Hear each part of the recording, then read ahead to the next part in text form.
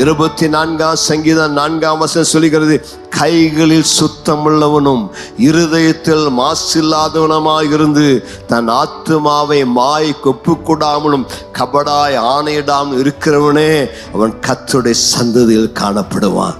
யாருடைய கூடாரத்தில் ஏறுவான்? யாருடைய பரிசுத்த ஸ்தலத்தில் வாசம் பண்ணுவான்? கைகளில் சுத்தம் உள்ளவன்.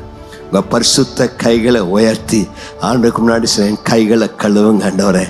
இந்த கையில நான் லஞ்சம் வாங்கக்கூடாது, இந்த கையில பொய் கணக்கு எழுதக்கூடாது, இந்த கையில நான் கோபப்படக்கூடாது.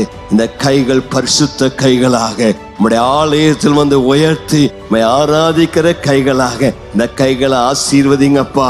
என் கைகளின் சுத்தத்திற்கு தக்கதாக எனக்கு பலன் அளிக்கிற தேவன். உன் கை சுத்தமா இருந்தா அந்த கைகள் சுத்தத்திற்கு ஏற்ப தேவன் உனக்கு பலன் தருவார். கர்த்தருக்கு மகிமை உண்டாவதாக.